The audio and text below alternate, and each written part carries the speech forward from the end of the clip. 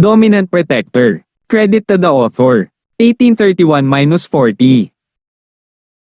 Ang mga pangalan po na nandito ay galing sa mga name generator. Kaya kung meron man pagkakatulad sa mga pangalan ng totoong tao o lugar, ito ay tunay na hindi sinasadya. Alam din ni na Cheryl at Yasi ang sitwasyon ni Fatty Boy at natahimik ang lahat sa naisip nito. Kalimutan mo na, mag-iisip ako ng ibang paraan. Kababalik mo lang, magpahinga ka muna. Tumayo si Uncle Fredo, ngunit ano ang dapat niyang gawin? Ang pangungusap na ito ay nagpapaginhawa lamang sa sarili. Nang maaga ang sekta, nawala ang kanyang amo, asawa, at anak na babae. Mula noon, binago ni Tito Fredo ang kanyang pangalan at sinundan si Pablo sa ilalim ng pangalang Fredo. Ano pang relasyon niya kay Pablo? Gusto kong pumunta sa ospital para makita ang aking ama. Sabi ni Cheryl. Sige, tara na. Tumango si Uncle Fredo. Matapos ay settle si Terence, umalis si Cheryl sa villa kasama sina Yasi at Uncle Fredo. Gusto niyang magmaneho, ngunit pinigilan siya ni Tito Fredo. Cheryl, huwag kang magmaneho. Kailangan mong magbayad ng gasolina. Itabi mo ito kapag kailangan mo ito. Oo. Binuksan ni Cheryl ang pinto nang humihingi ng paumanhin at lumabas ng villa kasama si Tito Fredo. Starfield Unang People's Hospital. Isang maselang at magandang babae na mukhang medyo haggard ang tahimik na nakatayo sa labas ng makapal na dingding na salamin. Napatingin siya sa loob ng glass wall sa lalaking nakahiga sa white bed na lahat ng uri ng tubes at wires ay nakapasok sa katawan nito, pero napakapayapa ng ekspresyon nito. Sa tabi niya ay isang nasa katanghaliang gulang na lalaki at isang matambok na babae na mas maikli ang ulo sa kanya. Cheryl, kakatanong ko lang sa doktor. Kung magiging maayos ang lahat, dapat wala na sa panganib si Mr. Charlton ngayong gabi. Hindi mo kailangang mag-alala masyado. Mabuti naman. Nagpakawala ng mahabang hininga si Cheryl, Tito Fredo, pinuproblema kita nitong mga nakaraang araw.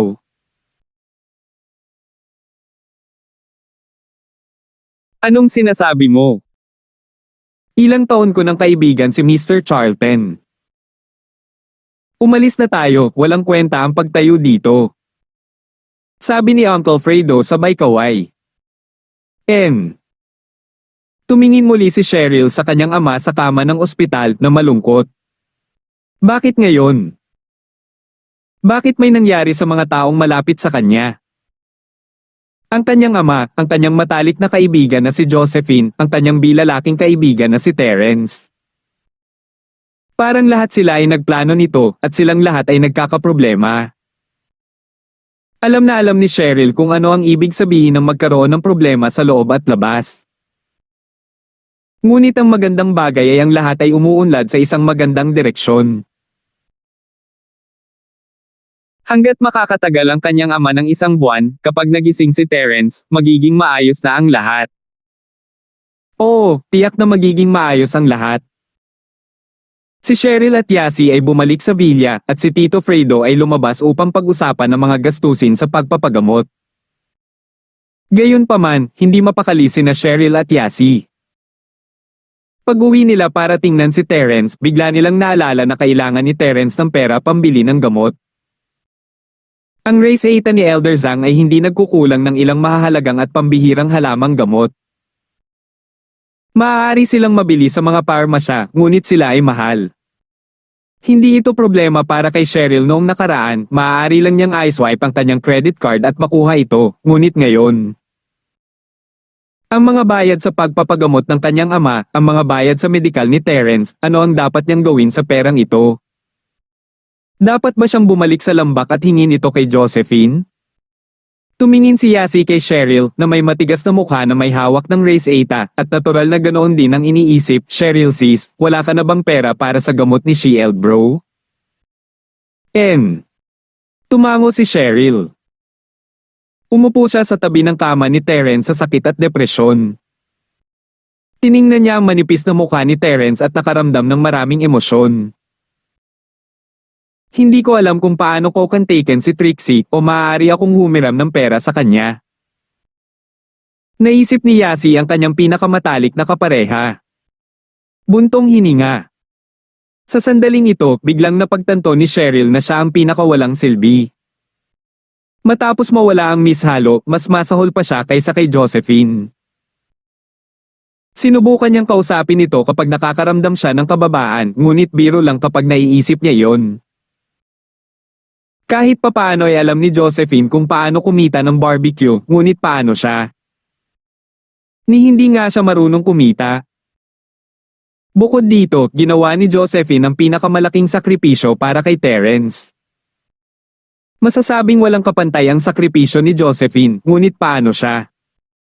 Namula siya sa pag-iisip kung paano siya naglagay ng mapagmataas na harapan sa harap niya. Ding dong!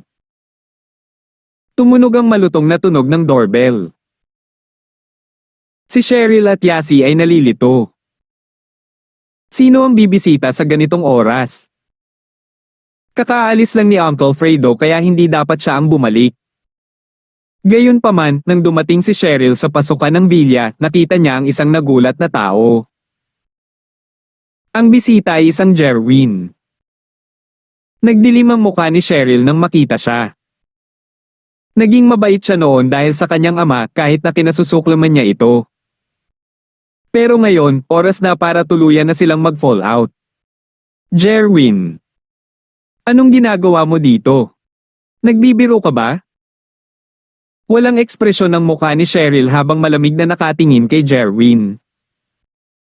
Wala siyang balak pagbuksan siya ng pinto. Cheryl, anong pinagsasabi mo? Bakit gusto kong makakita ng biro? Sabay kaming lumaki at si Uncle Pablo ang nakatatanda sa akin. Nalulungkot din ako na may nangyaring ganito. Nakita ko, nabalitaan kong bumalik ka, kaya pumunta ako dito para makita ka sa lalong madaling panahon. Sabi ni Jerwin, medyo nasasaktan. Sinusubaybayan mo ako? Malamig na tanong ni Cheryl. Ugh. Mukhang napahiya si Jerwin, pero sinabi pa rin niya, hindi naman sa tinitiktikan kita, pero... Ang ari-arian ng pamilya mo ay pag-aari na ng isang pamilya. Ang tanging dahilan kung bakit hindi ito nabawi ay dahil sinubukan ko ang aking makakaya upang makuha ito ng aking ama sa harap ng aking tiyuhin at lolo. Ngunit ngayong bumalik ka na, natural na tatawagin ng kumpanya ng ari-arian ang isang pamilya. Kung gayon, dapat ba akong magpasalamat sa iyo? Mahinang napa-HMPH si Cheryl na para bang wala siyang pakialam sa sinabi ni Jerwin. Cheryl, alam kong hindi ka masaya sa pamilya pero kailangan kong sabihin na biktima din tayo. Sabi ni Jerwin na may mapait na ngiti. Biktima din kayo? Nagpapanggap ka bang nakakaawa? Si Cheryl, natural, hindi naniwala sa kanya. Cheryl, papasukin mo ako, sasabihin ko sa iyo ang mga detalye mamaya. Nandito ako para ayusin ang mga bagay-bagay hindi maganda para sa mga tao na makita akong nakatayo dito. Sabi ni Jerwin. Papasukin ka. Gustong sabihin ni Cheryl na nananaginip siya. Anong karapatan mong pumasok sa bahay ko? Gayunpaman, bigla niyang naalala na hindi na pala sa kanya ang villa na ito. Si Jerwin ang tunay na may-ari at nakatira siya sa ilalim ng bubong ng iba. Walang magawa si Cheryl sa isiping iyon. Binuksan niya ang pinto at sinabing pagkatapos ay pumasok ka. Gusto kong makita kung ano ang dapat mong ipaliwanag. 1832. Maiintindihan mo kapag narinig mo ako kung may ginawang masama sa iyo ang pamilya natin. Sabi ni Jerwin. Tumalikod si Cheryl at naglakad patungo sa sala. Si Yasi ay nakatingin kay Jerwin pataas at pababa, pinalamig siya. May binabalak na naman ba siyang masama? Ilang beses nang nalinlang si Jerwin. Sa katunayan, hindi sinasadya ni Yasi na dayin siya. Nanguhula lang siya kung inosente ba ang lalaking ito o hindi. Sige, pwede ka nang magsabi ng isip mo?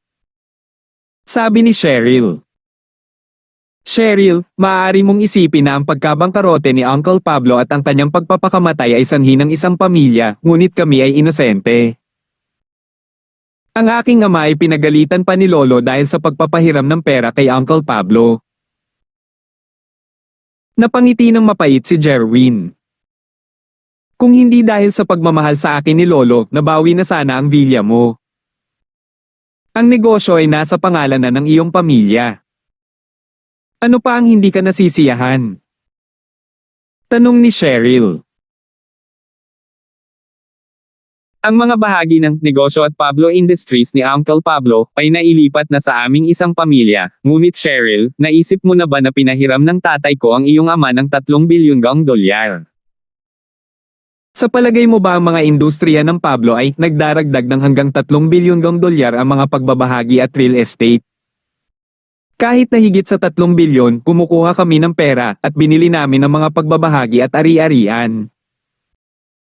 Katumbas ito ng malaking pagkawala. Paliwanag ni Jerwin, kung tutuusin, hindi pera ang negosyo bago ibenta. Shares, kung hindi tatakbo ang negosyo, hindi nito babalikan ang puhunan nito. Pero ngayon, nawalan ng 3 bilyon ang aming isang pamilya at pati ang sarili naming negosyo ay apektado. Sa pangkalahatan, biktima rin kami. Ibig mong sabihin, wala na rin ang 3 bilyong pinahiram mo sa aking ama at wala na sa mga bulsa mo? Si Cheryl, natural, hindi naniwala sa kanya. Cheryl, sa totoo lang, ang tatay ko ang humiling sa iyong Uncle Pablo na gawin ang proyektong ito. Marahil ay dahil dito kaya ka nagkamali. Ngunit nang maglaon, sinubukan ng aking ama na hikayatin si Uncle Pablo na huminto, ngunit siya ay tulad ng isang demonyo. Hindi siya nakikinig sa aking ama kahit na ano ang sabihin ng aking ama. Hindi siya maaaring tanggihan ng aking ama dahil sa kanyang matandang kaibigan kaya't siya ay nakipagsapalaran at pinahiram sa kanya ang pera. Sabi ni Jerwin. Nasa ospital pa si Daddy, walang malay. Paano kita paniniwalaan kapag sinasabi mo ito? Sabi ni Cheryl, hindi natinag. Alam kong hindi ka maniniwala sa akin. Jerwin shook his head helplessly. Pero ayos lang, Cheryl. Ang mga tawag sa telepono ng aming kumpanya ay naka-record lahat. Kung talagang hindi ka naniniwala sa akin, maaari akong kumuha ng magpapatugtog ng recording para makinig ka. Isang recording? Totoo ba yon? Hindi na sigurado si Cheryl ganun ba talaga kaitigas ang ulo ng kanyang ama? Noon, kapag tinawag niya ang kanyang ama, tila baliw din ito at nang subukang hikayatin siya ni Tito Fredo, tila wala siyang pakialam. Iba ang kumpanya ng pamilya namin sa tatay mo. 3 ang namamahala ang lolo ko, tiyuhin ko, at tatay ko. Minsan, kapag nagkamali sa proseso ng pagdedesisyon, kailangan naming alamin kung sino ang nagdesisyon. Para maiwasang itanggi ng mga tao na wala silang ebidensya, ni-record namin ang lahat ng tawag sa telepono. Si Jerwin ay halatang nagsisimula ng magsalita. Sa negosyo ng isang pamilya, maliban sa matandang master, Gwel lang ang may huling say.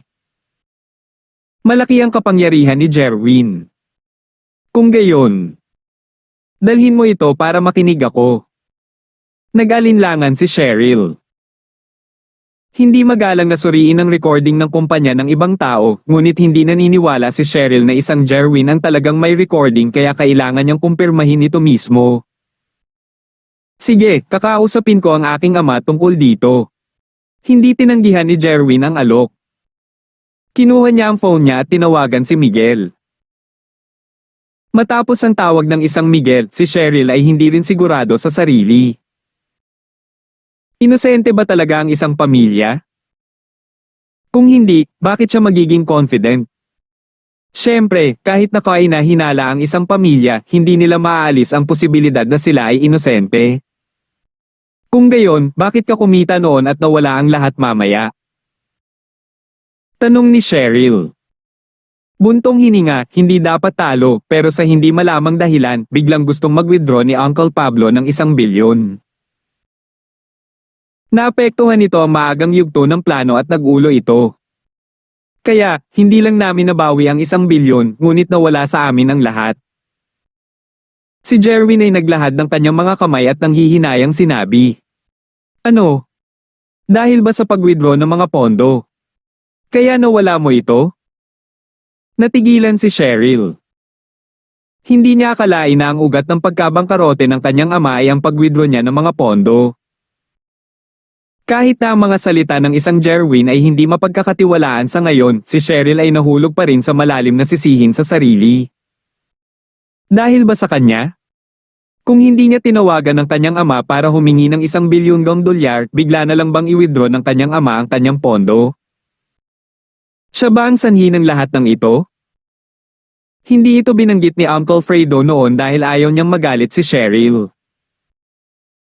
Sigurado siyang ang isang pamilya ang nasa likod nito at ang pag-alis ay isang dahilan lamang. Ngunit gusto ni Jerwin na kamuhian ni Cheryl si Terence, kaya sinabi niya, oo, para sa ganitong uri ng espekulasyon sa pananalapi, ang pinakabawal na bagay ay ang pag-withdraw ng mga pondo pagkatapos mag-set up ng isang bitag. Ito ay makagambala sa orihinal na plano ng biglaan. Ganun ba? Ibinaba ni Cheryl ang kanyang ulo, nakaramdam ng pagkalungkot. Medyo nadismaya si Jerwin na hindi nagrereklamo si Cheryl tungkol kay Terence, ngunit wala na siyang ibang masabi. Maghahihinala si Cheryl kung gagawin niya ito at hindi siya tanga. Hindi naging madali para kay Jerwin na maghinala siya, kaya ayaw niyang masira ang magandang sitwasyon. Hindi nagtagal, nakatanggap ng ilang mensahe ang telepono ni Jerwin. Binuksan niya ito at tinignan bago bumaling kay Cheryl. Naipadala na, tutugtog ako para sa'yo. Sige. Walang pag-aalinlangan na tumango si Cheryl. Pablo bro, bakit ka tumatawag ulit? Di ba nag-usap lang tayo? I've sent the current profits to your email, tingnan mo kung natanggap mo na. Nagsimulang mag-play ang phone ni Jerwin ng recording. Sa una, ito ay isang normal na pag-uusap, ngunit sa dulo, ang mukha ni Cheryl ay bahagyang nagbago. Pablo bro, bilang matandang kapitbahay, sinasabi ko sa iyo na ang futures ay risky, hindi ang garantisadong tubo na iniisip mo. Normal lang na lugi ang iba kapag kumikita ka, kaya bakit hindi ka tumigil kapag tapos ka na? 1833. Sa katunayan, tama si isang Jerwin. Si Pablo ang unang humingi ng karagdagang puhunan at isang Miguel ang nagtangkang hikayatin siya. Sa pagtatapos, mas sigurado si Cheryl sa puntong ito. Ang isang Miguel ay hindi gustong humiram ng pera, sinubukan niyang hikayatin si Pablo na huminto, ngunit ang kanyang ama ay matigas ang ulo at nagpumilit na humiram ng pera. Walang pagpipilian ng isang Miguel kundi ang pumayag sa kahilingan ni Pablo. Pagkatapos noon ay ang kahilingan ni Pablo na bawiin ang mga pondo. Binalaan din siya ng isang Miguel na ang pag-withdraw ng mga pondo ngayon ay mapanganib, ngunit gusto pa rin ni Pablo na bawiin ang mga pondo. Dahil dito ay medyo nalungkot ang ekspresyon ni Cheryl. Iniisip kung paano ito ginawa ng kanyang ama para sa kanya, hindi niya maiwasang maiyak. Ang mga pag-record na ito ay sapat na upang patunayan ang pagiging inosente ng isang pamilya at naniniwala si Cheryl na ito ay isang aksidente. Pagkatapos ng lahat, wala siyang masabi sa harap ng ebidensyang ito. Kahit na talagang naglaro ang isang pamilya, si Pablo lang ang may kasalanan. Ilang beses ka na niyang pinayuhan pero hindi ka pa rin nakikinig. Sino ang maaari mong sisihin sa pagkawala ng pera? Cheryl, naiintindihan mo ba ang sakit na dinaranas ng ating pamilya ngayon? Napangiti ng mapait si Jerwin. Actually, hindi naman gaanong nakinabang dito ang pamilya namin. Kapareho ng paggamit ng perang ito para bilhin ng shares at properties. Maaari mo bang ipadala sa akin ang mga voice recording ng mga tawag na ito? Tanong ni Cheryl pagkatapos huminga ng malalim. Hindi alam ni Uncle Fredo ang tungkol dito at hindi gaanong ipinaliwanag sa kanya ng isang pamilya. As far as Jerwin was concerned, kailangan niyang ipaliwanag ito ng personal kay Cheryl para makuha ang gusto niyang epekto. At saka, may iba pa siyang gagawin mamaya at isa lang itong paraan para mapalapit kay Cheryl. Siyempre kaya mo.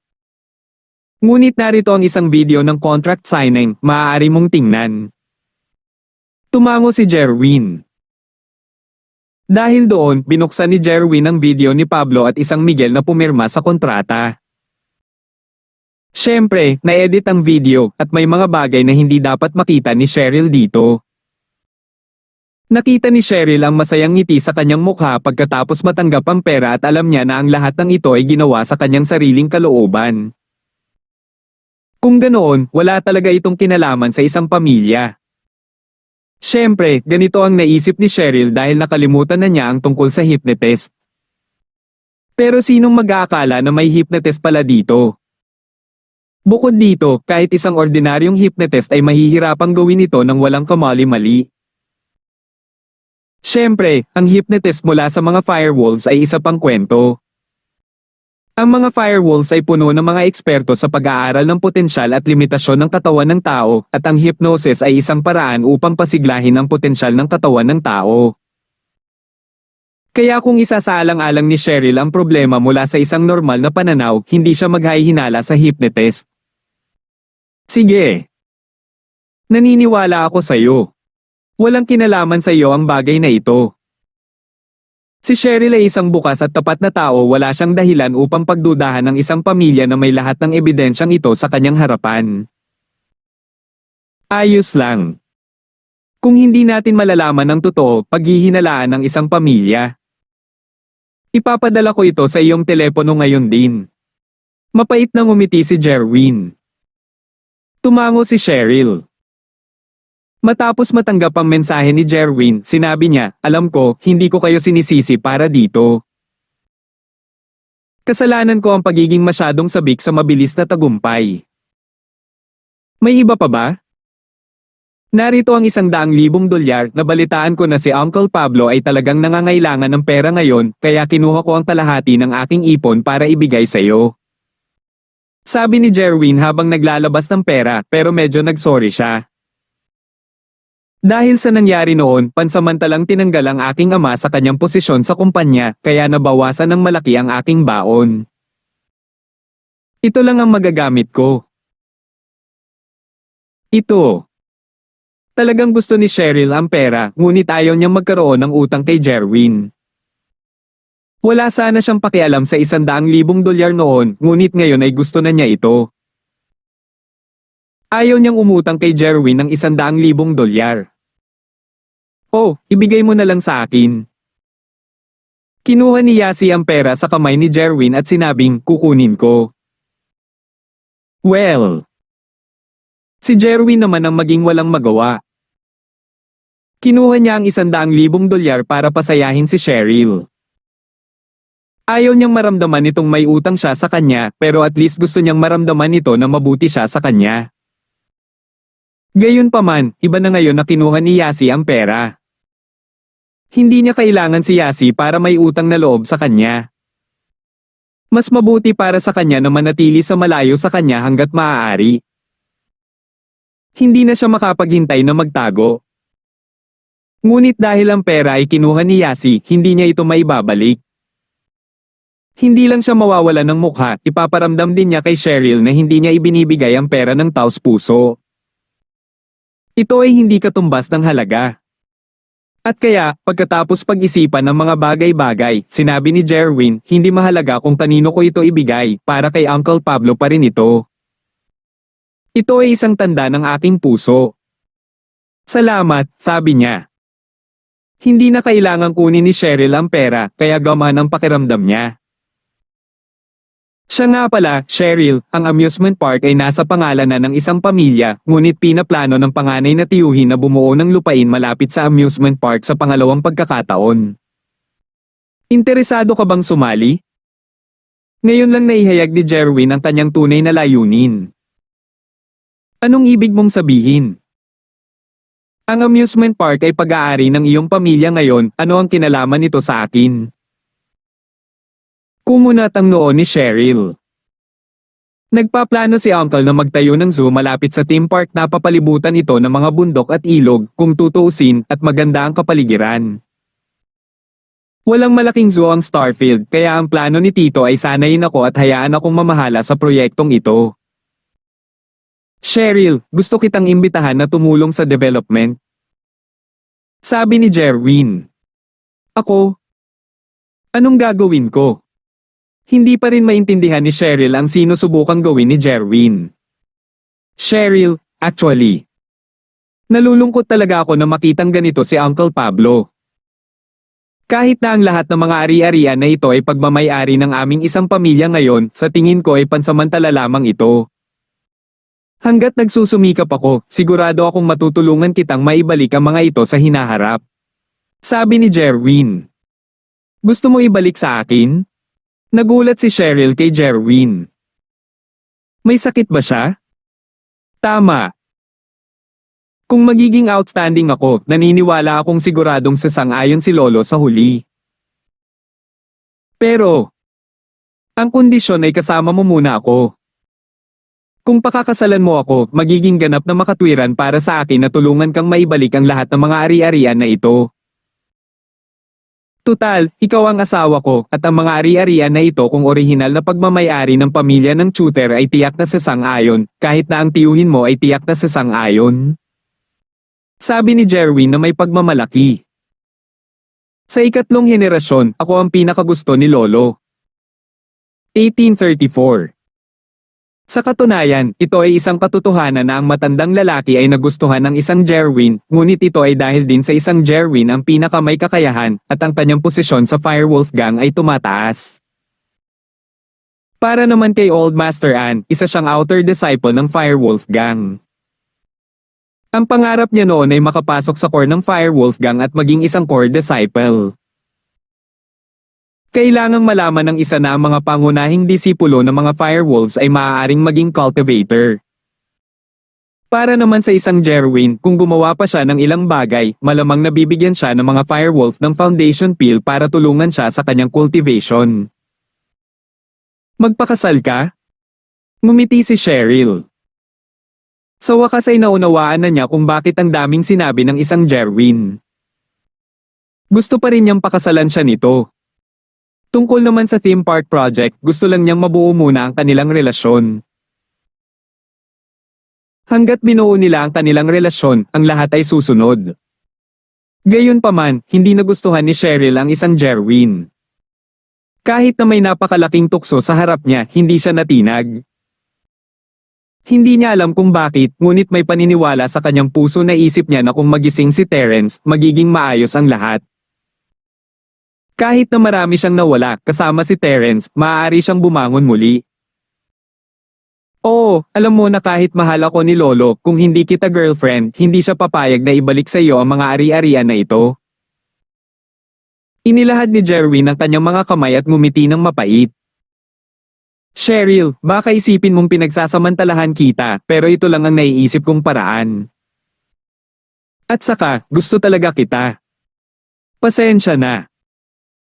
Kailangan ko pang pumasok sa paaralan. Hindi ako interesado sa pagbuo ng isang amusement park.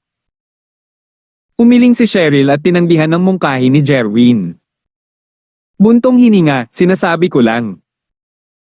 Dapat mong pag-isipan ito. Kung tutuusin, ayaw kong mawala ka sa negosyo ng pamilya Charlton. Nabalitaan ko na ang hirap ng lolo mo noon. Jerwin said. Salamat, ngunit hindi ko iniisip ang tungkol sa kasal o trabaho ngayon. Kailangan ko pang mag-aral sa kolehiyo. Sabi ni Cheryl. Sige, hindi na kita guguluhin. Kapag nakapag-isip ka na, tawagan mo ako. Sabi ni Jerwin. Teka, sabi mo gusto mong magtayo ng zoo? Biglang tanong ni Yasi. Oo, Yasi, dapat tulungan mo rin akong kausapin si Cheryl, lahat naman tayo gustong tumulong sa kanya. Sabi ni Jerwin sabay tango. Hindi niya gusto si Yasi, ngunit siya ang pinakamalapit na tao kay Cheryl. Pakikinggan siya ni Cheryl kung susubukan niyang kausapin siya tungkol dito. Bibili ka ba ng maraming hayop? Tanong ni Yasi. Siyempre, paanong walang hayop sa zoo? Hindi alam ni Jerwin kung bakit ito tinatanong ni Yasi, ngunit sumagot pa rin siya ng matapat. Mabuti naman. May leon ako dito. Ibebenta ko sa'yo. Hindi naman kailangang masyadong mahal. Bigyan mo lang ako ng 2 o 300,000. Sabi ni Yasi, humihingi ng napakataas na presyo. Napakurap si Jerwin, hindi alam kung paano sa isigot. Mas mabuting maging pamilyar kaysa hilaw. Masyado na tayong pamilyar sa isa't isa at kailangan ng pera ni Cheryl sis. Hindi mo naman siya tatanggihan, di ba? Tanong ni Yasi. Oh.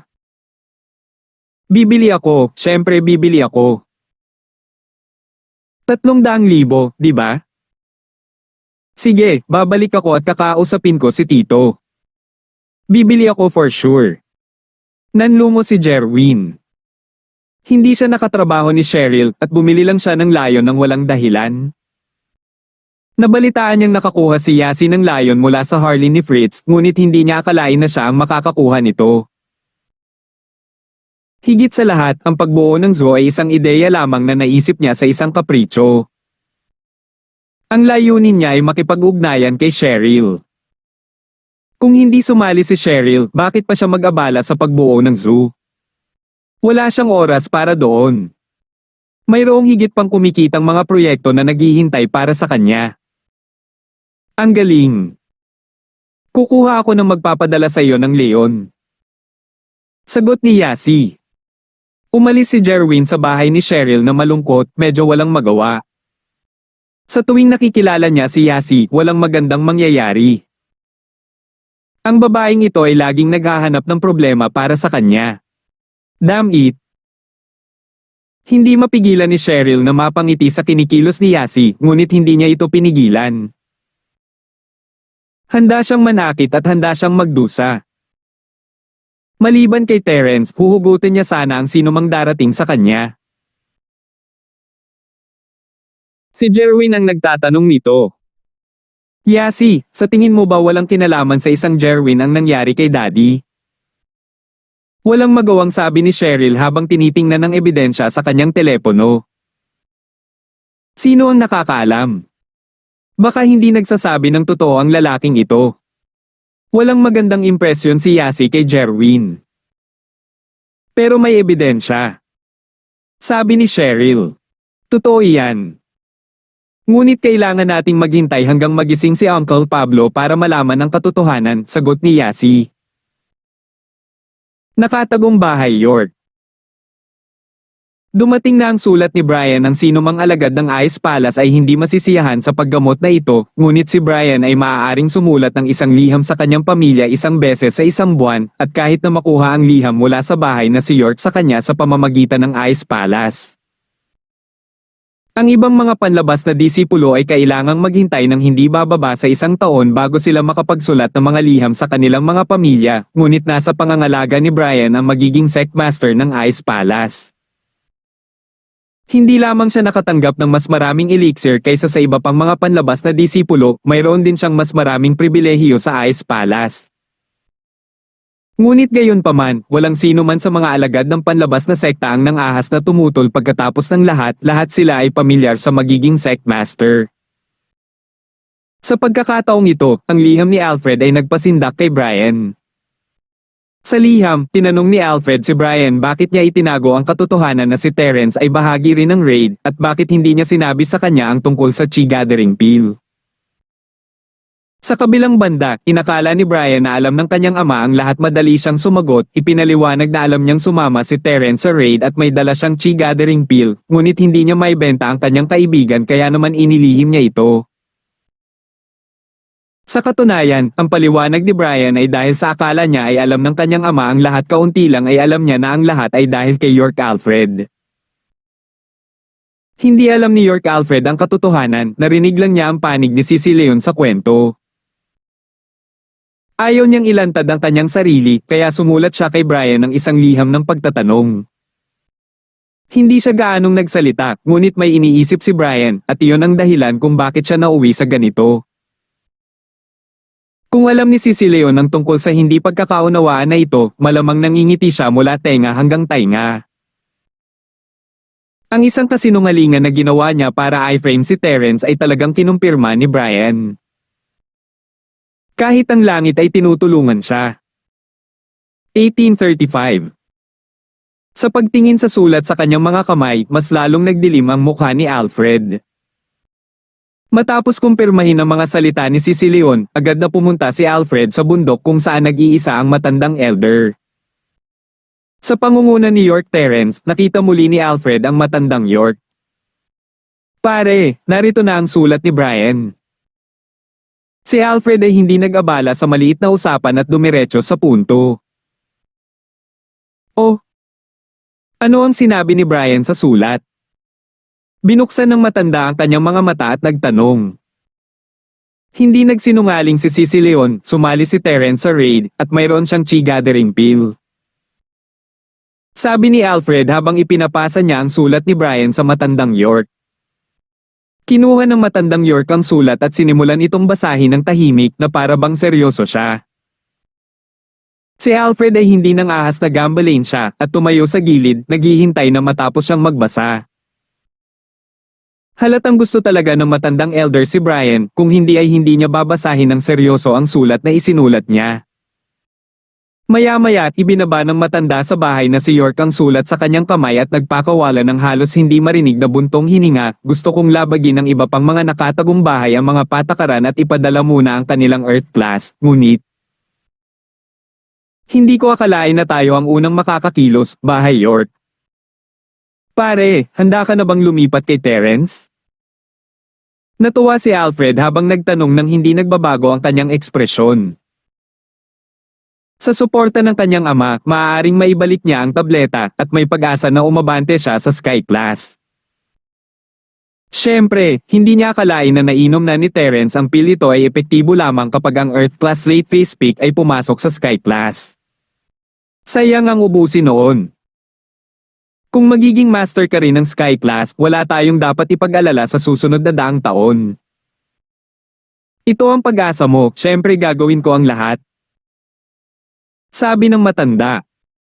Dahil kinumpirma namin na si Terence ang umiinom ng pill, pagkatapos ay tutuperin namin ang wish kill ni Sisi Leon kay Terence at ibalik ang pill. Patayin si Terence. Brian. Napataas ang kilay ni Alfred. Mauunawaan niya sa malaot madali na ang mga interes ng pamilya ay mas mahalaga kaysa anupaman. Let's let Leon go this time, sabi ng matandang elder. Bagamat sinabi na si Terence ay pumasok sa Chi Deviation, hindi natin alam kung totoo o hindi. Si Leon ay isang Earth Class mid-phase peak. Kahit na si Terence ay nagpapanggap, maaari pa rin siyang manalo. Oo. Tumango si Alfred, ako na ang mag-aayos kung gayon. Okay, kausapin mo ulit si Sisi Leon, alam mo na ang sasabihin, di ba? Sabi ng matanda sa bahay na si York. Natural, alam ko. Sisiguraduhin kong maaalala ni Sisi Leon ang utang na ito ng paghihiganti kay York. Ito rin ay kabayaran para sa chi gathering pill na kinuha ni Zhao sa kanya ng bahay. Sabi ni Alfred. Sige, pwede ka nang umalis. Ikanaway ng matandang nuno ang kanyang kamay. Pagkatapos umalis ni Alfred sa bahay ni Youth Cultivation Grounds, nagpadala siya ng isang tao para hanapin si Sisi Leon. Pagbati, pinuno ng bahay York. Magalang na sabi ni Sisi Leon. Hindi niya alam kung bakit siya hinahanap ni Alfred, ngunit hindi siya natakot. Mula nang sabihin niya sa kanya na magpanggap na si Zhao ay uminom ng kanyang chi gathering pill, alam niya na ito ay mabuti. Wala nang titingin pa. Kahit na may ituloy ang usapin, magagawa ni Sisi Leon na itulak palayo ang katotohanan. Sisi Leon, nagpadala ng liham si Brian para kumpirmahin ang iyong teorya. Si Terence ay sumali sa raid at siya ang uminom ng chi gathering pill. Sabi ni Alfred. Ah! Huminto si Leon, iniisip kong nawala ba si Brian sa kanyang isip. Si Terence ay hindi nakikilahok sa isang tomb raid, di ba? At saka, hindi uminom ng tableta si Terence, siya ang nagbigay nito kay Zhao, kaya bakit umamin si Brian sa sinabi niya? Si Leon ay kalmado noon, ngunit nag-aalala pa rin siya kay Brian. Sa paglilinaw ni Brian, tiyak na maniniwala si House York sa mga salita ni Brian sa halip na sa kanya, at kaya umaasa si Leon na hindi makakasulat si Brian ng mga liham sa Ice Palace, ngunit hindi niya akalain na sisigot si Brian. Ang mas nakakagulat ay nakumpirma ni Brian ang kanyang mga sinabi. Wala na ba sa isip si Brian? Gayunpaman, kahit na naghinala si Leon, napakasaya pa rin niya.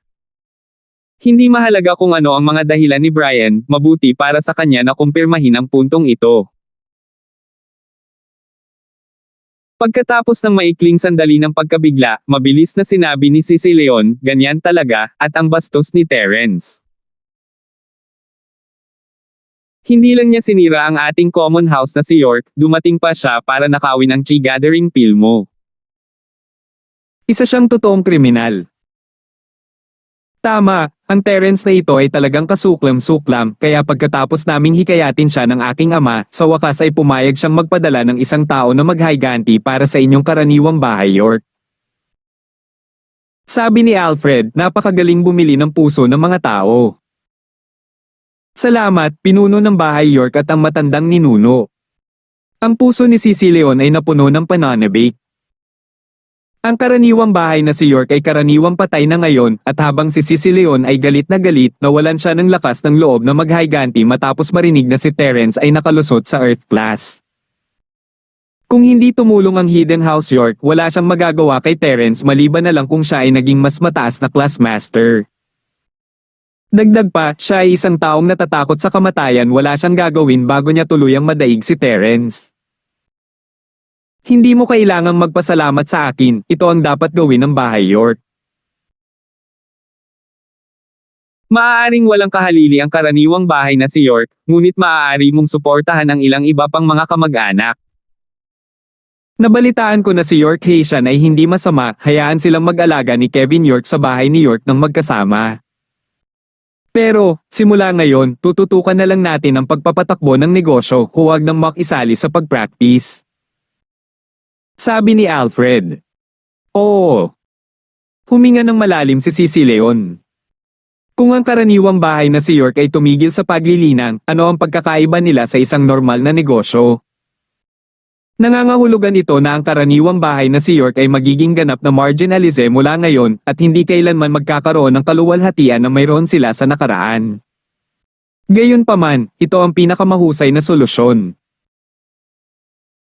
Kahit papaano ay susuportahan ng Hidden House York ang bahay York.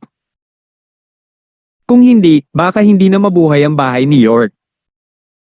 Kung walang practitioner, maaaring matapakan ng anumang bahay na may practitioner. Sa pagkakataong ito, hihilingin ko kay Leon na maghiganti kay Terence. May sasabihin ka pa ba? Tanong ni Alfred. Ako. Wala na, ipaubaya ko na sa punong bahay York. Gustong sabihin ni Leon na gusto niyang maghiganti para sa common house na si York, ngunit wala siyang lakas ng loob na sabihin ito nang malakas takot siya sa kamatayan. Natatakot siya na si Terence ay nagpapanggap na walang malay kahit nakasama niya si Leon, isang Earth Class mid-face pick, natatakot pa rin siya na hindi siya mailigtas ni Leon. At kaya, sumuko si Leon sa huli. 1836. Natural na walang sinabi si Alfred pagkatapos umalis ni Leon, hinanap niya si Leon, Leon, bibigyan kita ng misyon sa pagkakataong ito.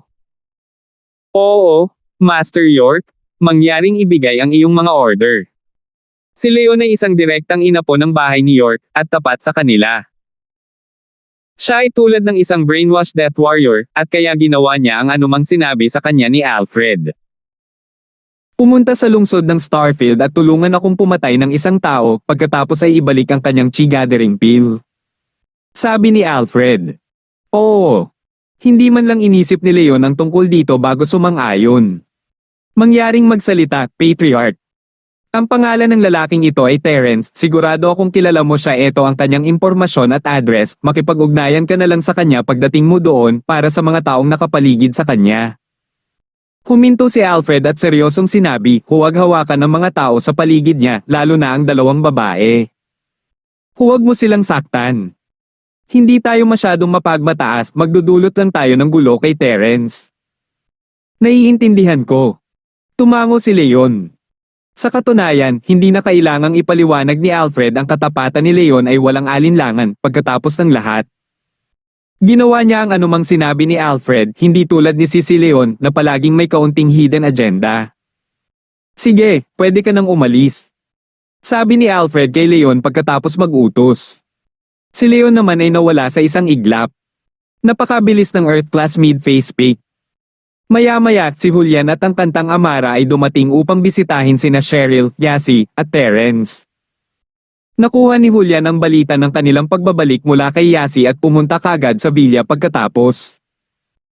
Tungkol sa paglihis ng chi ni Terence, nalaman niya mula sa iba pang mga mapagkukunan. Si Cheryl at Yasi ay hindi gaanong nagalit sa pagdating ni Kanta Amara. Alam nila ang resulta ng pulong ng maharlikang kamera. Si Amara ay nasa panig ni Terence. Bagamat nagustuhan ng Fox na ito si Terence, isa pa rin siyang Mystic Late Face Pick Master. Habang si Terence ay walang malay, maaari siyang maging suporta at protektahan siya. Kuya, ang kanta ni Sly Fox. Sabi ni Yasi. Yasi, huwag kang magsalita ng walang kaparerekon. Tawagan mo siyang si Amara. Saway ni Julian. Hindi pa rin niya ako tinatawag na Amara sis, gusto niyang maging Shield Bro's wife. Ako ang maliit na asawa, pero kailangan niyang maghintay hanggang matapos ang ika-6 o ika-7, kaya dapat niya akong tawaging Yasi sis. Sagot ni Yasi. Amara, don't mind her, ganyan talaga si Yasi, hindi alam ni Julian kung matatawa o maiiyak siya habang humihingi ng tawad sa kanta ng Amara. Ayos lang. Kung papasok ako sa pamilya sa hinaharap, susundin ko ang mga patakaran. Tumingin si Amara kay Yasi at mahinang sinabi, pero, sa palagay ko, hindi ka pa kinilala ni Terence bilang pangalawang asawa, di ba? Kapag umamin siya, anong masama kung tawagin kang Ate Yasi? Narinig ni Julian ang kanta ni Amara at ngumiti ng mapait. Hindi niya akalain na magiging ganito katalas ang mga salita ni Amara sa kantang iyon. Sige, Amara, Yasi, itigil mo na ang pakikipag-away. Hindi pa nagigising si Boss Terence, sino ang magiging pangalawang asawa? Sabi ni Julian. Oo, Yasi, huwag na nating pag-awayan ito. Ipinagkatiwala na sa atin ni Josephine si Terence, ano ang silbi ng pag-aaway. Malinaw na pinag-uusapan ni Cheryl ang tungkol kay Yasi, ngunit ipinapahayag din niya ang kanilang relasyon ni Terence kay Amara. Ngumiti lang si Amara, walang sinasabi. Bro, gusto mo bang makakita ng Shield bro? Tanong ni Yasi. Hindi naman ganoon kahalaga. Nandito ako para ipaalala sa inyo na mas mabuti kung hindi kayo nakatira sa villa. Umalis na kayo at humanap ng mas malayong lugar na matitirhan. Ayon sa mga nakaraang karanasan, kumalat na ang balita tungkol sa paglihis ng chi ng aming amo at malamang na maghayganti siya sa dati niyang mga kaaway. Masyadong delikado para sa inyong dalawa ang manirahan dito. Hindi napigilan ni Cheryl na mapabulalas, hindi niya ito naisip noon, ngunit ngayong pinaalalahanan siya ni Julian, naalala niya ang panahong walang malay si Terence at ang mga marangal na bahay ay sabay-sabay na lumapit sa kanya. Nakaramdam pa rin siya ng matinding takot. Sa oras na iyon, nagising si Terence sa isang kritikal na sandali, ngunit ngayon? Walang paraan na magigising si Terence ngayon at kung hahanapin siya muli ng kaaway, wala na siyang ibang pagpipilian. Sa narinig ko, ang hidden house pit sa likod ng bahay na si Turner at ang hidden house York behind house York ay hindi ito pababayaan ng ganoon kadali, kaya mas mabuting umalis na kayo rito sa lalong madaling panahon.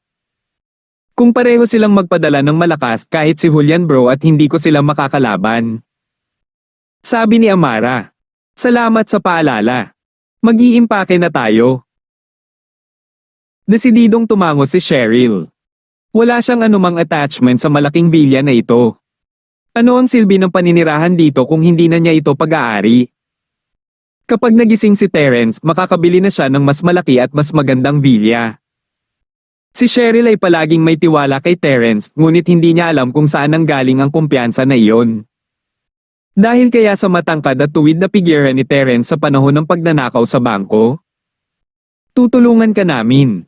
Iimpake lang namin ang mga importanteng bagay na makabuluhan para sa iyo. Para sa iba pang kasangkapan at mga electrical appliances, maaari mong iwan ang mga ito dito. Sabi ni Julian. Tumango si Cheryl at nagsimulang mag-impake kasama sina Yasi, Julian, at Amara. Makalipas ang isang oras, hinagis ni na Cheryl at Yasi ang ilang pakete sa kotse sa bakuran, humihingal. Ito ang lahat ng mga kapaki-pakinabang na bagay. Nagkaroon ng pagpapalit ng undergarments at laptop na may ilang mahalagang dokumento tulad ng mga larawan. Tulad ng para sa impormasyon sa iba pang mga computer, lahat sila ay tinanggal. Walang maraming gamit si Terence maliban sa ilang punit na damit, ang kanyang silid ay mayroon lamang mga damit na binili ni Cheryl para sa kanya.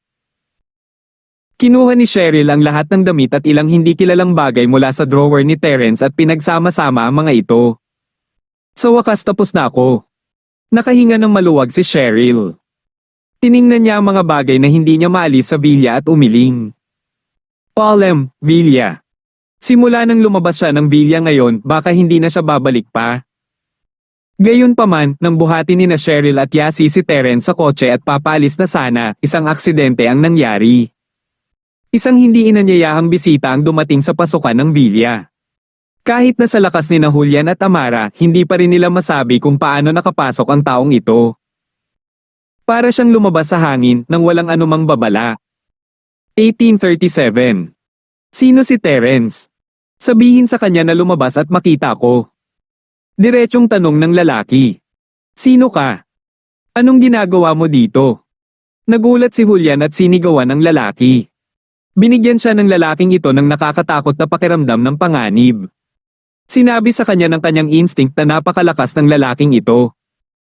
Nagulat din si Amara na hulaan nila ni Julian na may susando kay Terence pagkatapos kumalat ang balita, ngunit hindi niya akalain na may darating ng ganoon kabilis. Bagamat hindi siya sigurado sa pagkakakilanlan ng taong dumating, mukhang narito talaga siya para manggulo. Kung hindi niya tatanungin kung nasaan si Terence sa sandaling ibukan niya ang kanyang bibig. Ako si Leon, nandito ako sa Hidden House Utos New York na hanapin si Terence para maghiganti para sa Common House York. Ayokong pumatay ng mga inosenteng tao, tawagan si Terence. Sa katayuan at lakas ni Leon, hindi niya itatago ang kanyang background. Hindi siya natakot na ang mga tao ni Terence ay pumunta sa Hidden House York para sa paghihiganti. Mayroong 2 Sky Class Masters sa Hidden House York, pagpunta doon para sa paghihiganti ay pagpapakamatay. Nagkatinginan sina Amara at Julian at nakita ang realization sa mga mata ng isa't isa. Ito talaga ang Hidden House York. Hindi nila inaasahan na darating sila ng ganoon kabilis. Nagalit si Terence, hindi na siya bumalik, hindi mo ba alam? Sabi ni Amara.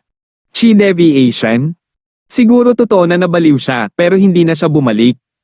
Hindi ako naniniwala. Malamig na sabi ni Leon. Sino ang nasa sasakyan?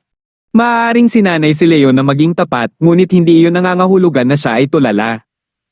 Sa kabaligtaran, siya ay sinanay na maging maislan kapag siya ay nasa bahay. Masasabi niyang gumagalaw ang mga taong ito pagdating niya. Kung bakit sila gumagalaw, halata naman malamang alam nilang darating ang mga kalaban nila na naghahanap ng gulo, kaya gusto muna nilang umalis. Nakatutok ang mga mata ni Leon sa kotse sa bakuran.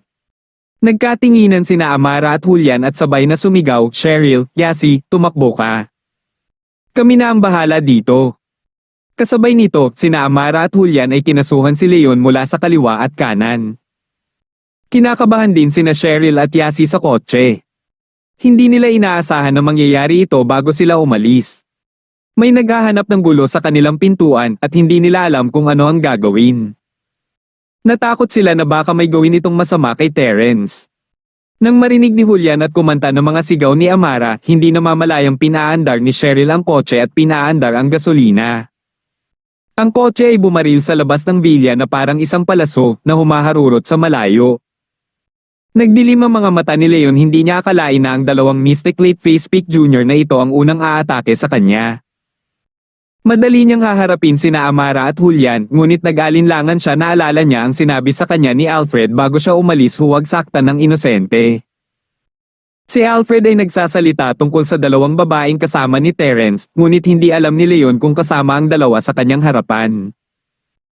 Hindi alam ni Leon kung bakit sinabihan siya ni Alfred na si Terence lang ang target niya, ngunit hindi niya ito kinwestiyon, kailangan lang niyang gawin ito. Dahil dito nag-alinlangan si Leon, hindi niya alam kung paano haharapin sina Amara at Julian. Ang sandaling ito ng pag-aalinlangan ang nagbigay daan kay Cheryl na samantalahin at umalis sa bakuran. Kung hindi, sa lakas ni Leon, madali niyang napigilan sina Cheryl at Yasi. Umalis ka sa daraanan ko o hindi ako magiging magalang. Tumingin si Leon sa dalawa at nagbabala. Bagamat umalis sina Cheryl at Yasi sa kotse, tiwala si Leon na maabutan niya sila sa maikling panahon. Kung tutuusin, kakaunti lang ang mga kalsada sa Villa area at sa bilis ni Leon, nahahanap pa rin niya ang mga bakas ng mga ito. Upang mapa-address ang dalawa, ipinadala rin ni Leon ang sining ng kanyang practitioner at sa isang iglap, ang kanyang Earth Class Mid-Phase Peak Strength ay ganap na nahayag, lahat ng kanyang chi ay itinulak patungo kina Amara at Julian. Nagbago ang mga mukha ni na Amara at Julian, alam na nila ang lakas ng kanilang kalaban, ito ay Earth Class Mid-Phase Peak. Kung kalabanin nila ang isang Earth Class Early Phase na hindi pa nagsanay sa martial arts, maaaring magkaroon ng pagkakataon sina Amara at Julian kung magtutulungan sila. Ngunit laban sa isang Earth Class Mid-Phase Peak, wala silang pagkakataon. Hindi sila si Terence at wala silang kakayahang makipaglaban sa isang taong mas mataas kaysa sa kanila. Isa lang ang posibilidad na matalo sila kapag nakaharap ang isang kalaban na mas malakas kaysa sa kanila. Pulis ako. Nilusob mo ang pribadong pag-aari. Sasama ka sa akin para sa investigasyon. Sabi ni Amara nang may naisip siyang ideya. Natigilan si Leon, akala niya ay aatras o lalabanan siya ng dalawa hanggang kamatayan, ngunit hindi niya inaasahan na ganoon ang sasabihin ni Amara. Trespassing. Napakamot ng ulo si Leon, ngunit wala siyang nagawa. Ipinaliwanag niya, galing ako sa isang tagong bahay. Alam ko, ipapaalam ko sa Supernatural Investigation Bureau para hawakan ang bagay na ito. Sabi ni Amara. Sasabihin pa lang ni Leon na siya ay mula sa isang tagong bahay at nakagapos ng konseho, ngunit nang makita niya ang tusong tingin sa mga mata ni Amara, napagtanto niya na ang taong ito ay sinusubukang bumili ng oras para makatakas ang mga tao sa kabilang panig. Sa pag-iisip na iyon, nagpasya si Leon na huwag nang mag-aksaya pa ng oras kay Amara. Tumalikod siya at tumakbo sa direksyon na pinuntahan ni na Cheryl at Yasi. Naunawaan kaagad ni na Amara at Julian at naunawaan naman ni Leon. Ang mga salita ni Amara ay binili sila ng ilang oras, ngunit hindi nila magagarantiya na hindi makakatakas sina Cheryl at Yasi. Kaya, tumayo sila sa harap ni Leon, hindi siya pinababayaan. Umalis ka sa harapan ko, kung hindi, hindi ako magiging magalang. Dalawang Mystic Late Phase Peak, pagod ka na bang mabuhay? Malamig na sabi ni Leon. Hulaan ni Leon na ang dalawang ito ay malamang na mula rin sa mga marangal na bahay, hindi niya alam kung saang bahay sila nanggaling, ngunit sigurado siyang kasama sila sa grupo ni Terence. Galit na galit si Leon, sinira ng dalawang Mystic Class Junior na ito ang kanyang plano. Gusto niyang patayin sila ngayon din. Ngunit sa pag-alala sa partikular na sinabi sa kanya ni Alfred, hindi niya ito ginawa, hindi niya naiintindihan ang ibig niyang sabihin kung tutuusin. Masyadong malabo si Alfred at hindi siya sigurado kung sinabihan lang siya ni Alfred na huwag saktan ng dalawang babae sa tabi ni Terence o kung ayaw niyang makasakit ng iba. Pagkatapos ng lahat, idinagdag nga ni Alfred na ang bahay New York ay hindi masyadong mapagmataas. 1838. Kaming dalawang junior ay walang talento at gustong maranasan ang lakas ng senior. Sabi ni Julian, pinalakas ang sarili. Napakunot ang noo ni Leon, hindi niya inaasahan na magiging matyaga ang dalawa. Umakyat ang galit sa kanyang puso, casual na itinulak palabas ang kaliwa at kanang palad ni Leon, dumaong sa kanta Amara at Julian. Isang Earth Class Mid-Phase Peak at isang Mystic Class Late Phase Peak ay magkaiba-iba, hindi sila may kukumpara. Lalo na sa martial arts ni Leon, madali niyang naalis sina Julian at Amara. Ngunit unang sinabi ito ni York Alfred at medyo natakot si Leon, gumamit siya ng isang kasanayan, ngunit hindi lahat ng kanyang lakas. Pinadala lang niya ang kanta na Amara at Julian na lumilipad at hindi ito malubhang pinsala, ngunit hindi maiiwasan ng mga light injuries. Ang mga katawan ni na Amara at Julian ay pinalipad, isa sa kaliwa at isa sa kanan, parehong nalulungkot hindi sila makatagal kahit isang galaw mula kay Leon. Hindi man lang nila nakita ang ginawa ni Leon at pinalipad sila. Nangangahulugan din ito na ang pagkakaiba ng lakas sa pagitan ng dalawa ay masyadong malaki. Ang ideya ni na Julian at Amara na lumaban hanggang kamatayan ay katawa-tawa kung gusto ni Leon na kitilin ang kanilang buhay, matagal na silang patay. Gayunpaman, maging si Julian o ang kantang Amara, hindi nila naiintindihan kung bakit magiging madali si Leon sa kanila. Hindi siya mukhang isang taong malambot ang puso kung ihahambing sa paraan ng pagpunta niya kay Terence. Gayunpaman, hindi niya makukuha ang sagot sa tanong na ito. Pagkatapos niyang magpadala ng kantang Amara at Julian na lumilipad, nawala ang katawan ni Leon sa gabi, humahabol sa direksyon na pinuntahan ni na Cheryl at Yasi. Nakaparada ang Grand Cherokee ni Cheryl sa ilalim ng overpass at may bitbit siyang bungkos na mga bag habang karga-karga ni Yasi si Terence sa kanyang likod. Ang dalawa sa kanila ay tumatakbo ng napakabilis sa gabi. Alam nilang dalawa na maabyutan sila ni Leon kaya nagpa siya si Cheryl na iwanan ng sasakyan at sa halip ay maglakad. Ito ay mas mahirap ngunit hindi bababa sa hindi nito ilantad ang kanilang target. Ho! Hingal na hingal si Cheryl. Hindi niya alam kung saan nanggaling ang explosive energy pero hindi niya naramdaman ang pagod sa dalawang malalaking bag sa kanyang mga kamay. Si Yasi ay ganoon din, tumatakbo ng kasing bilis ng kanyang makakaya kasama si Terence sa kanyang likod. Sa isang mapanganib na sitwasyon, ang potensyal ng isang tao ay walang limitasyon. Gayunpaman, ang potensyal ng dalawang tao ay malinaw na mas malakas kaysa sa mga normal na tao. Ang Skybolt Pig at General Wilson naman ay may bitbit na hindi bababa sa 3 bag bawat isa, ngunit tumakbo pa rin sila ng napakabilis. Ang maliit na timbang na ito ay wala sa kanila. Gayunpaman, mayroon silang limitadong espasyo. Kung hindi, madali nilang maibibigay ang 2 bag na nasa kamay ni Cheryl at ang bag ni Terence na nasa kamay ni Yasi sa kanila. Cheryl sis, gaano pa ba tayo tatakbo? Nauubusan na ako ng lakas. Nagsimulang tumakbo sina Yasi at Yasi pagkababa nila sa overpass at nasa 1,000 metro na sila. Maghanap ng mas malayong lugar kahit isa man lang sa likod ng mga kalye at eskinita. Patay na ang shield mo bro kapag nahuli siya. Sabi ni Cheryl. Oh, tapos si Yasi ay punong-puno na naman ng lakas. Yasi greer her teeth. Hindi nakaimik si Cheryl. Sumabog ang maliit na universo ni Yasi nang mabanggit si Terence. Sa harap nila ay isang lumang residential area. Isa ito sa pinakamaagang binuo ng mga gusali sa Starfield, ngunit ito rin ang pinakasira-sira. Ang mga gusali dito ay mga dekada na ang edad at karamihan sa mga ito ay 3 palapag na pulang brick na bahay.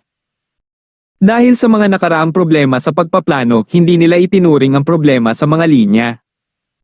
Sa makatuwid, may mga eskinita sa pagitan ng bawat gusali at ang mga eskinita ay napapaligiran din ng mga residente sa unang palapag at ginamit bilang kanilang sariling mga patio. Marumi, magulo, at sira yan ang unang impresyon ni na Cheryl at Yasi. Kung hindi dahil sa pagtakas nila, hindi sila pupunta sa lugar na ito. Marahil ay hindi sila pupunta dito sa buong buhay nila, ngunit pinili ni Cheryl ang lugar na ito ngayon. Una, mas maraming sagabal dito, makitid ang mga kahon, at puno ng mga dumi ang harapan ng bawat bakuran ng bahay, kaya madaling makahanap ng mapagtataguan. Pangalawa, hindi makapasok dito ang mga sasakyan at umalis sila sakay ng kotse. Kung hindi nakita ni Leon ang kanilang sasakyan na nakatago sa parking lot sa ilalim ng overpass, hindi niya akalain na nasa ganitong eskinita sila. Magpahinga muna tayo saglit. Hindi na makagalaw si Cheryl, tumingin siya kay Yasi na humihingal. Okay. Ang munting universo ni Yasi ay sumabog, ngunit siya ay pagod sa sandaling iyon. Natural na pumayag siya sa mungkahin ni Cheryl na magpahinga. Nakakita silang dalawa ng tambak ng basura sa harap ng isang bahay at maingat na nagtago sa likod nito. Sinundan sila ni Leon sa buong daan, naglalakad sa mga bubong at mga poste ng utility na tinatanaw ang mga kalye sa ibaba. Bilang Earth Class Mid-Face Pick, madali siyang tumalon sa mga bubong at mag-vault sa mga dingding. Galit na galit si Leon kung hindi dahil kina Julian at Amara na abutan na niya sila, ngunit makakaasa lang siya sa kanyang gut feeling. Sa wakas, dama po ang mga mata ni Leon sa parking lot sa ilalim ng overpass. Walang masyadong sasakyan sa parking lot sa gabi at kung titingnan niyang mabuti, madali niyang mahahanap ang Grand Cherokee ni Cheryl. Sa susunod na sandali, lumitaw si Leon sa tabi ng Cherokee. Inabot niya at hinawakan ng hood ng sasakyan, may malamig na ngiti sa labi. Muli siyang lumipad at tumalon sa overpass. Ang isang driver na nagkataong nagmamaneho sa lugar na ito ay biglang nakakita ng isang tao sa bridgehead at nabigla. Akala niya nakakita siya ng multo at muntik na siyang maaksidente. Pinagmamasdan ni Leon ang kalapit na lupain. Dahil pinili ni na Cheryl at Yasi na iwanan ng kotse at maglakad, iniisip niya kung aling paraan ang pipiliin niyang tumakas kung siya ang nasa kanilang mga sapatos. Sa huli, ang mga mata ni Leon ay nahulog sa isang lumang residential area na hindi kalayuan sa overpass.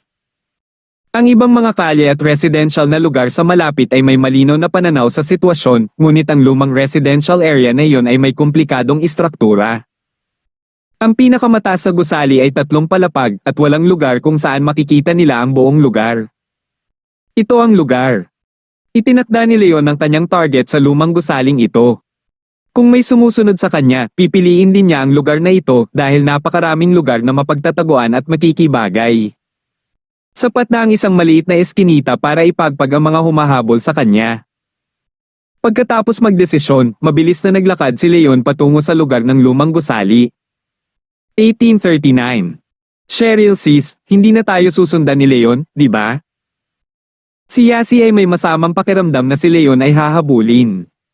Hindi ko alam. Tumingin si Cheryl sa mga saradong pinto at naisip gaano kabuti kung makapagtago siya sa isa sa mga bahay.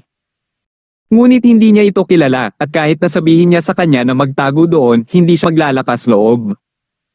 Kung tutuusin, hindi sila pamilyar sa lugar at sino ang nakakaalam kung mayroon siyang anumang masamang intensyon. Sa di kalayuan, maririnig ang tunog ng mga yabag. Sa bakanteng eskinita, mas maliwanag. Napataas din ang puso ni na Cheryl at Yasi. Sa pagkakataong ito ay tumindig ang mga balahibo sa kanilang magkabilang katawan. Nagtataka sila kung sinundan sila ni Leon dito. Papalapit ng papalapit ang mga yabag at si Cheryl at Yasi ay hindi namamalayang napaatras ng kaunti. Gayunpaman, kahit na nagtatago sila sa likod ng tambak ng basura, kung may dadaan, mapapansin pa rin nila ang kanilang mga pigyera. Nang dadaan na ang grupo ng mga tao ay bigla silang nakarinig ng ubo. Ubo iyon ng matandang babae at halatang boses iyon ang dumating. Ahem. Ang ubo ay nagpapahinga kina Cheryl at Yasi. Sa kabutihang palad, hindi si Leon. Hindi nagtagal, isang maikling matandang babae ang nagtulak ng kariton at dahan-daang lumakad. Gayunpaman, ang matandang babae ay napakabagal sa paglalakad at ang kanyang mga mata ay tila tumitingin sa lupa sa kaliwat kanan. Siya ay isang scavenger at ang kanyang cart ay puno ng mga sirang carton, ilang bote ng inumin at scrap iron. Lumingga-lingga siya sa paligid, hinahanap ang mga bote ng inumin na itinapon. Habang nilalampasan niya sina Cheryl at Yasi, nakita rin niya ang dalawa na nakakulot sa likod ng tambak ng basura. Nang makita ang dalawang maliliit na babae na nagtatago doon, bahagyang natigilan ang matandang babae. Hindi niya alam kung ano ang ginagawa ng dalawang maliliit na babae dito, ngunit hindi niya namamalayan na tumingin sa dalawang maliliit na babae ng ilang ulit.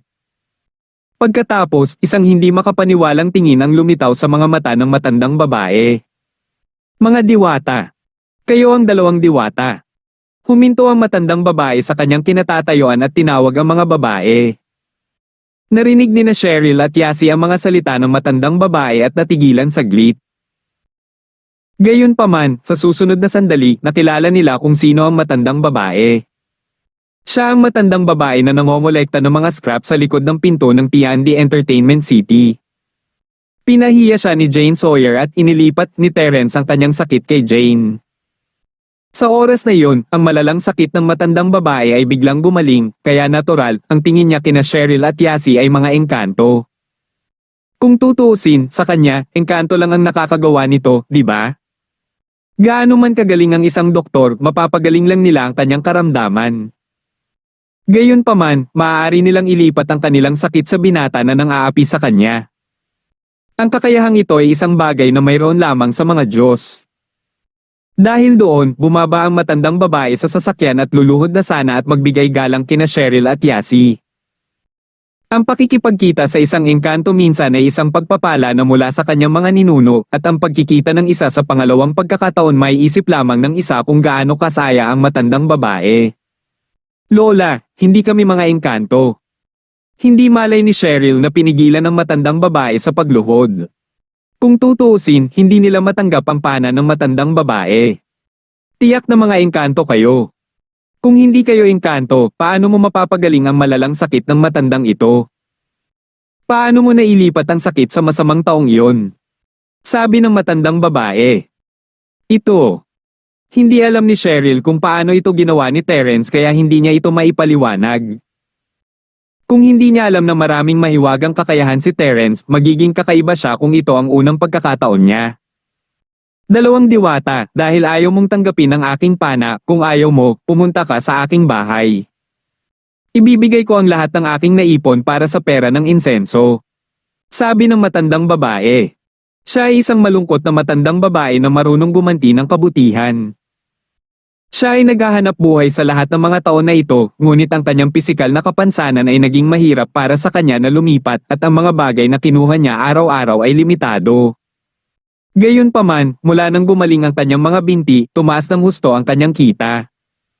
Makakapunta na siya ngayon sa maraming lugar na hindi niya mapupuntahan noon, kaya natural na nagpapasalamat siya kina Cheryl at Yasi. Nagkatinginan sina Cheryl at Yasi. Ang dalawa sa kanila ay hindi naghahangad ng pera ng insenso ng matandang babae, ngunit nag-aalala lamang sila na hindi sila makahanap ng mapagtataguan. Masaya sina Cheryl at Yasi na inimbitahan sila ng matandang babae, at alam nila kung sino ang taong iyon, hindi nila kailangang mag-alala na ang tao ay hindi maganda. Oo naman, Lola, ngunit hindi kami mga engkanto. Sasabihin ko sa iyo ang mga detalye kapag nakarating na kami sa iyong bahay. Masasabi ni Cheryl na ang lola ay isang mabait na tao at hindi magpapanggap na isang engkanto para linlangin siya. Mabuti, napakahusay. Ang matandang babae ay nakangiti mula tenga hanggang tainga pagkatapos sumang-ayon sina Cheryl at Yasi. Sa katunayan, hindi mahalaga kung sina Cheryl at Yasi ay mga engkanto o hindi. Ang pinakamahalagang bagay ay nakilala muli ng matandang lola ang kanyang mga benefactors at masaya siyang nabayaran ng pasasalamat sa kanyang puso. Dinampot ni Cheryl ang bag habang si Yasi ay binuhat si Terence. Nagulat ang matandang babae sa nakita at mabilis na nagsabi, "Dalawang diwata, hayaan mong tulungan ka nitong matandang babae na dalhin ang bagay na ito. Paano kita papayagan na gumawa ng pisikal na gawain?" Lola, ayos lang. Bago pa matapos ni Cheryl ang kanyang pangungusap, ang bag sa kanyang kamay ay madaling kinuha ng matandang lola at inilagay sa kariton. Si Terence, na nasa likod ni Yasi, ay binuhat din ng matandang lola at dinala sa kanyang katawan. Ang eksenang ito ay nabigla kina Cheryl at Yasi. Hindi nila akalain na magkakaroon ng ganito kalakas ang payat na matandang babae na ito. Nang makitang nagulat ang dalawa, ngumiti ang matandang babae at sinabing, noon, kapag ang mga paa ng matandang ito ay hindi maliksi, siya rin ay may bitbit na mga sako ng baril at naglalakad sa mga lansangan upang mamulot ng mga basura. Anong mabigat na bagay ang hindi niya dala? Ngayong maayos na ang paa ko, wala na ito. Narinig ni na Cheryl at Yasi ang mga salita ng matandang babae at nakahinga sila ng maluwag. Naglakad sila pasulong kasama ang matandang babae. Natigilan naman ang matandang ginang nang makita ang baboy at si General Wilson sa lupa. Kinusot-kusot niya ang kanyang mga mata at mas sigurado na ang dalawang babae ay mga diwata. Hindi pa siya nakakita ng baboy na kayang maglakad gamit ang dalawang paa at aso na kayang buhatin ng mga bagay sa likod nito sa buong buhay niya. Kung hindi siya isang engkanto, paano magkakaroon ng ganoong espiritong hayop sa immortal na mundo? Hindi ba ito isang sitwasyon na nangyari lamang sa Journey to the West? Gayunpaman, dahil ayaw niyang aminin, hindi na nagpumilit ang matandang babae. Baka isa siyang diwata na bumaba sa mortal na mundo at inilihim ito. Hindi naman kalayuan ang bahay ng matandang babae dito, nasa unang palapag din ito. Binuksan ng matandang babae ang pinto ng bakuran at pinapasok muna sina Cheryl at Yasi. Sumunod siya sa kanila at saka isinara ang pinto. 1840. Ito ang aking tahanan. Medyo magulo. Mangyaring huwag pansinin ito, aking dalawang diwata. Sabi ng matandang babae. Lola, hindi naman talaga kami engkanto. Tsaka buti na lang may matutuluyan na tayo. Ngumiti ng mapait si Cheryl. Hindi niya alam kung bakit, ngunit ipinalagay na lamang ng matandang babae na sila ay mga diwata. Habang nagsasalita siya, binuksan ng matandang babae ang pinto at pumasok ang iilan sa kanila sa silid. Bagamat magulo ang looban at puno ng lahat ng uri ng basura, napakalinis ng silid. Nakatira ang matandang babae sa isang lumang bahay na may 2 silid at isang sala. Walang gaanong palamuti at walang gaanong magagandang kasangkapan. Pero kahit ganoon, malinis at walang batik ang bahay. Napakaayos nito. Makikitang napakasipag ng matandang babae. Maupo ka, ipagtitimpla kita ng tsaa. Maingat na inilagay ng matandang babae si Terence sa sofa. Hindi niya alam kung ano ang nangyari kay Terence, ngunit hindi siya naglakas loob na magtanong kung ayaw sabihin sa kanya ng 2 diwata. Nakilala rin ng matandang babae si Terence siya ang lalaking kasama ng 2 diwata sa likod ng pinto ng T&D Entertainment City. No need to trouble yourself, Lola. Hindi naman talaga kami engkanto.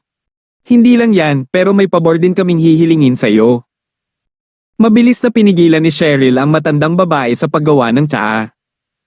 Hindi nagtagal pagkatapos na pumasok ang 3 tao at 2 hayop sa looban, isang pigira ang lumitaw sa pasukan ng eskinita. Siya si Leon. Malamig ang mga mata ni Leon habang nakatingin sa bakanteng eskinita. Lumipad siya sa tuktok ng isang 3 palapag na gusali at tumingin sa eskinita, ngunit wala siyang nakitang mali. Ito ang pinakaloob na eskinita at hinanap na ni Leon ang iba pang mga eskinita, ngunit hindi niya mahanap si Cheryl at ang iba pa. Inakala ni Leon na dito magtatago sina Cheryl at Yasi, ngunit wala na sila saan man. Hindi kaya wala talaga sila dito? O gumamit ba sila ng reverse thinking para malaman na siguradong susundan niya sila sa eskinita na ito kapag abandonado na nila ang sasakyan, kaya sinadya nilang hindi pumunta dito bagkus pinili nila ang main street na mas madaling ma-expose ang kanilang target. Nagdilim ang mukha ni Leon sa naisip. Pakiramdam niya ay minamaliit niya sina Cheryl at Yasi. Ang pinakamapanganib na lugar din ang pinakaligtas na lugar. Bakit hindi niya naisip ang matandang kasabihang ito? Siyempre, hindi inisip ni Leon na magkakaroon ng mga kaibigan o kamag-anak si Cheryl sa lumang gusaling ito. Kung tutuusin, base sa villa area na tinitirhan nila, hindi sila maaaring magkaroon ng anumang interaksyon sa mga taong nakatira dito. Napabuntong hininga si Leon at umalis sa lumang block, bumalik sa Grand Cherokee sa ilalim ng overpass. Sinubukan niyang alamin ang ruta ng pagtakas nina Cheryl at Yasi, ngunit alam niya na kahit na mahanap niya ang tamang ruta, maaaring hindi niya ito maabyuten. Napakatagal na, marahil ay nakahanap na sila ng isang hotel na matitirhan. Ngunit anuman ang mangyari, kailangan itong subukan ni Leon. Gusto ni Cheryl na maghanap ng matutuluyan kaya wala siyang tinago. Sinabi niya sa matandang lola na siya, si Yasi, at Terence ay sinusundan at ipinaliwanag na hindi sila mga engkanto. Gayunpaman, si Terence ay isang mahusay na doktor na maaaring lumikha ng mga katulad na sintomas para kay Jane habang ginagamot siya. Hindi man lang nagdalawang isip ang matandang babae sa hiling ni Cheryl na manatili dito sandali. Siya ay isang malungkot na matandang babae at ang pagdating ni Cheryl ay hindi magdudulot sa kanya ng anumang abala. At saka, gusto ng matandang babae na gantihan sina Cheryl at Yasi, kaya hindi niya sila tanggihan. Kahit na sabihin mong hindi kayo mga engkanto, mula sa mga dekada ng karanasan ng matandang ito, kahit hindi, pambihirang tao pa rin kayo. Ang swerte naman ng matandang ito na pinatira ka rito. Tuwang-tuwa ang matandang ito. Sabi ng matandang babae. Salamat po, Lola. Nakahinga ng maluwag sina Cheryl at Yasi. Pinlano nilang maghanap ng malayo ang hotel na matutuluyan, ngunit sa ganoong paraan ay magagamit nila ang pangalan ni Terence na Ling Wan para magparehistro, ngunit hindi nila masisiguro na hindi sila mapapansin ni Leon kung mananatili sila ng matagal. Kung tutuusin, silang tatlo ay masyadong halata, 2 babae na may walang malay na batang lalaki, matatagpuan nila sila kung magtatanong sila sa mga hotel. At naninirahan dito hanggat nanatili si Terence sa bahay at hindi sumipot, sino ang magpapansin sa isang matandang babae na nag-aalis. No need to thank me. Ako dapat ang nagpapasalamat sa'yo. I'm really grateful that you've allowed me to enjoy a normal life before I die. Sabi ng matandang babae, nga pala, sabi mo na wala ng malay ang batang divine doctor na ito dahil sa isang karamdaman. Kailangan niya sigurong bumili ng gamot. Wala akong masyadong ipon sa buhay ko pero naibigay ko na sa iyo ang lahat. Ito ang paraan ko para mabayaran ang kabutihan ng batang ito ng divine doctor. Ito. Sina Cheryl at Yasi ay nangangailangan ng pera ngunit ayaw nilang kunin ang pera mula sa matandang babae. Kunin mo. Sabi ng matandang babae habang naglalabas ng isang passbook at iniabot kina Cheryl at Yasi, ginugol ko ang buong buhay ko. Wala na ang aking asawa at mga anak kaya hindi ko na kailangan ng maraming pera. Tiningnan ni Cheryl ang numero sa passbook at hindi niya maiwasang mabigla. Mayroon talagang $100,000. Hindi niya akalain na ang isang malungkot na matandang lalaki ay makakapulot ng napakaraming pera sa pamamagitan ng pag-asa sa pagkuha ng scrap. Ito. Bakit hindi mo ito isaalang-alang bilang pagpapahiram ko sa iyo? Siguradong ibabalik ko ito sa iyo sa hinaharap. Inisip ni Cheryl ang kalagayan ng kanyang ama at ni Terence at walang kahihiyang tinanggap ang passbook. Kailangan niya ng pera ngayon at bagamat binigyan siya ni Jerwin ng pera, hindi ito sapat para bayaran ang mga gastusin sa pagpapagamot ng kanyang ama. At saka, hindi pa nasettle ang mga medical fee ni Terence. Hehe, bale ibalik mo o hindi. Pero sabi mo may sumusunod sa'yo.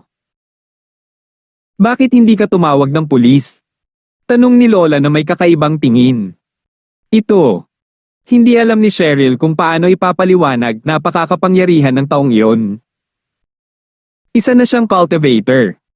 Alam mo ba ang tungkol sa cultivator? Isang cultivator? Biglang kumislap ng kakaibang liwanag ang mga mata ng matandang babae ngunit bumalik ito sa dati na parang nawala sa kanyang alaala. Pagkaraan ng mahabang panahon, umiling siya at sinabing, palagay ko narinig ko na ito dati, ngunit napakatagal na kaya hindi ko na maalala.